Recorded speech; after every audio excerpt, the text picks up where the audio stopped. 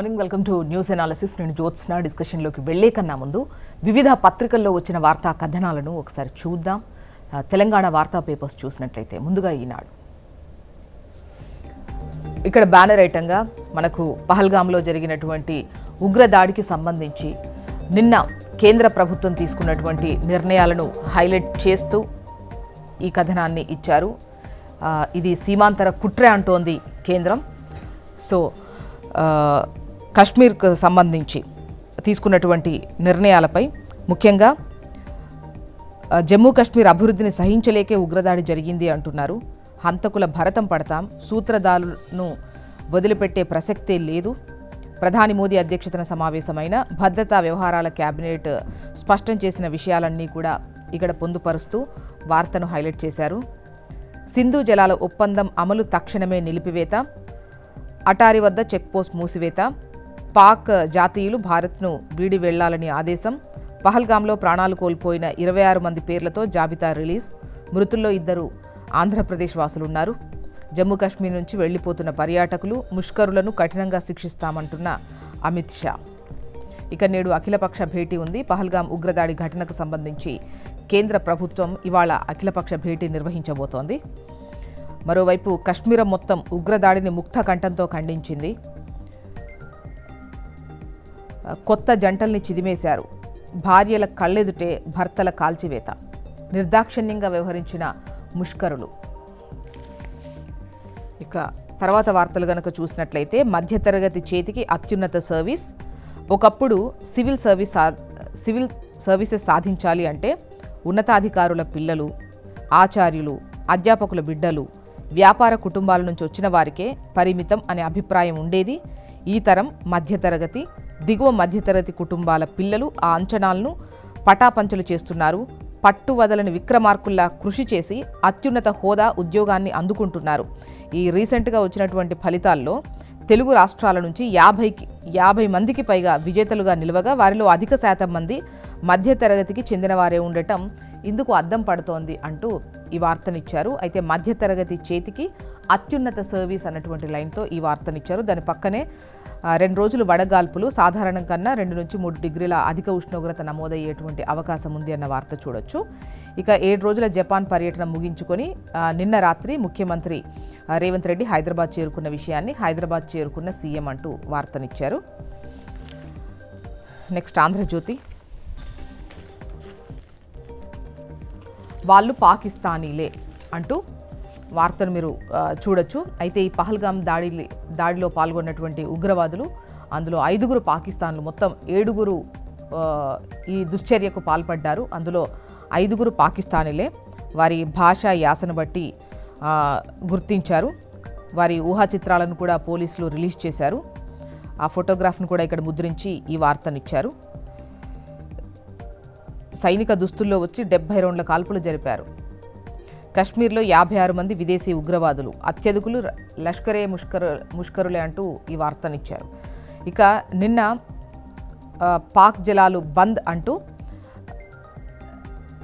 నిన్న ఏదైతే భేటీ జరిగిందో పహల్గామ్ దాడికి సంబంధించి సెంట్రల్ భేటీలో తీసుకున్నటువంటి నిర్ణయాలు, 1 పాకిస్తాన్ జాతీయులు, పాకిస్తాన్ పౌరులు దేశం విడిచి వెళ్లాలని, వారికి ఇక నో ఎంట్రీ అని, అదేవిధంగా 1960 నాటి సింధు జలాల ఒప్పందం ఏదైతే ఉందో దాన్ని నిలిపివేస్తున్నట్లు ప్రకటించింది. భారత్లోని పాక్ హైకమిషన్ సలహాదారుల గుర్తింపు రద్దు, వారంతా వారంలోగా తమ దేశానికి వెళ్ళిపోవాలని కూడా ఆదేశించారు. 2 దేశాల్లోని హైకమిషన్ల సిబ్బంది 55 నుంచి 30కి కుదింపు. ఉగ్ర దాడి నేపథ్యంలో ప్రధాని మోదీ నేతృత్వంలో సిసిఎస్ భేటీ అయితే నిన్న జరిగింది. అండ్ ఇవాళ అఖిలపక్ష సమావేశం ఉంది, ఆల్ పార్టీ మీటింగ్ ఉంది ఇవాళ ఈ దాడిపైన. నెక్స్ట్ నమస్తే తెలంగాణ. ఇక్కడ నమస్తే తెలంగాణలో రైట్ సైడ్ కనుక చూసినట్లయితే టాప్లో ముష్కర మూక ఇదే అంటూ వారికి సంబంధించినటువంటి ఫోటోగ్రాఫ్, 4 ఫొటోస్ ఇక్కడ ఇస్తూ ముష్కర మూక ఇదే అంటూ దాడులకు సూత్రధారి లష్కరే కమాండర్ సైఫుల్లా కసూరి ఫోటోలు, ఊహా చిత్రాలు విడుదల. వారం ముందు పహల్గామ్లో రెక్కి యూరీ సెక్టార్లో చొరబాటుకు 2 ఉగ్రవాదుల యత్నం, మట్టుబెట్టిన భద్రతా బలగాలు, కాసేపటికే కుల్గాంలో ఎన్కౌంటర్, టీఆర్ఎఫ్ ఉగ్రవాదిని చుట్టుముట్టిన జవాన్లు, ప్రాణాలను పణంగా పెట్టి. అయితే ఇక్కడ పర్యాటకులను కాపాడినటువంటి ముస్లిం పోనీ రైడర్ ఉగ్రవాదులకు ఎదురెళ్లి తుపాకీ లాక్కునే ప్రయత్నం చేశారు. ముష్కరుల కాల్పుల్లో ప్రాణాలు కోల్పోయాడతడు. ఇక టాప్ ఐటంగా నమస్తే తెలంగాణలో తెలంగాణ రాష్ట్ర సాధన లక్ష్యంగా కేసీఆర్ స్థాపించిన బీఆర్ఎస్ పార్టీ అన్ని సందర్భాల్లోనూ తెలంగాణ ప్రజల గుండె ధైర్యంగా ఉంటుందని బీఆర్ఎస్ వర్కింగ్ ప్రెసిడెంట్ కేటీఆర్ అన్నారు. రాష్ట్రంలో ఏ వర్గానికి ఏ ఇబ్బంది వచ్చినా, ఏ కష్టం వచ్చినా వెంటనే తెలంగాణ భవన్కు వస్తున్నారని, వారికి తెలంగాణ భవన్ జనతా గ్యారేజ్లా ఉంటుందని చెప్పారు. 14 ఏళ్లు రాష్ట్ర సాధన ఉద్యమ పార్టీగా, 10 ఏళ్లు అధికార పార్టీగా, 16 నెలలుగా ప్రతిపక్ష పార్టీగా ప్రజలు ఏ బాధ్యత ఇస్తే ఆ బాధ్యతను అద్భుతంగా నిర్వహిస్తూ తెలంగాణ ప్రజల గొంతుకగా బీఆర్ఎస్ దేశవ్యాప్తంగా గుర్తింపు తెచ్చుకుందని వివరించారు కేటీఆర్. కేసీఆర్ మాటే గుండె ధైర్యం, గులాబీ జెండానే తెలంగాణకు భరోసా అంటూ ఎలకతుర్తిలో మహాసభ ఏర్పాట్లు పరిశీలించినటువంటి క్రమంలో బీఆర్ఎస్ వర్కింగ్ ప్రెసిడెంట్ కేటీఆర్ మాట్లాడిన మాటలు. ఇక ఫార్మాసిటీ భూముల్లోనే ఫ్యూచర్ సిటీ అంటూ న్యాయస్థానానికి ఇచ్చిన హామీకి చెల్లుచేటి. ఎన్నికల ముందో మాట, కుర్చీ ఎక్కగానే ఇంకో మాట. ఫార్మాసిటీ భూములను దానికే వినియోగిస్తామన్న సర్కార్. హైకోర్టుకి ఇచ్చిన అఫిడవిట్లో రాష్ట్ర ప్రభుత్వ హామీ. ఆ భూముల్లోనే ఫ్యూచర్ సిటీకి కేబినెట్ ఆమోదం. సాగర్ శ్రీశైలం హైవేల మధ్య 4th సిటీకి మాస్టర్ ప్లాన్. దీని పరిధిలోనే 19,333 ఎకరాల ఫామా భూములు. ఫ్యూచర్ సిటీలోనే కంపెనీలకు భూ కేటాయింపులు. 17 నెలలుగా 1 ఎకరాన్ని సేకరించని ప్రభుత్వం. కొత్త సిటీలకు, కంపెనీలకు భూమి ఎక్కడి నుంచి తెస్తారు? సాక్షాత్తు హైకోర్టుకే రాష్ట్ర సర్కార్ తప్పుడు సమాచారం ఇచ్చింది అంటూ ఫార్మాసిటీ భూముల్లోనే ఫ్యూచర్ సిటీ అంటూ వార్తను హైలైట్ చేసింది నమస్తే తెలంగాణ. ఏపీ వార్తా విశేషాల్లోకి వెళ్దాం. ఇక్కడ ఇది సీమాంతర కుట్రే అంటూ వార్తను హైలైట్ చేస్తూ ఈనాడు కథనాన్ని ప్రచురించింది. జమ్మూ కాశ్మీర్లో పర్యాటకులపై ఉగ్రవాదుల పాశవిక దాడిని భారత ప్రభుత్వం తీవ్రంగా ఖండించింది. ఈ నరమేధానికి పాల్పడ్డ ముష్కరులను శిక్షించడంతో పాటు వారిని ఎగదోస్తున్న శక్తులను బాధ్యులుగా నిలబెడతాము అని చెప్పేసి పాకిస్తాన్కు గట్టి వార్నింగే ఇచ్చింది. నిన్న ఢిల్లీలో భద్రతా వ్యవహారాల కేబినెట్ కమిటీ భేటీ జరిగింది. ఇందులో కీలక నిర్ణయాలు తీసుకున్నారు. 1 సింధు జలాల ఒప్పందం అమలు తక్షణమే నిలిపివేయడం, అటారీ వద్ద చెక్పోస్టు మూసివేత, పాక్ జాతీయులు భారత్ను వీడి వెళ్లాలని ఆదేశం. అదేవిధంగా అంతకుల భరతం పడతాం, సూత్రధారులను దోషులుగా నిలబెడతామంటోంది కేంద్ర ప్రభుత్వం. ఇక దేశమంతా సమైక్యంగా నిలబడాలి అంటున్నారు సీఎం చంద్రబాబు నాయుడు.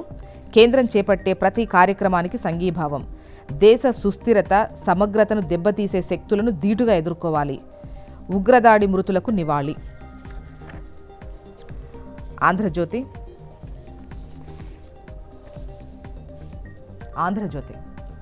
వాళ్ళు పాకిస్తానీలే అంటూ వార్తను హైలైట్ చేసింది.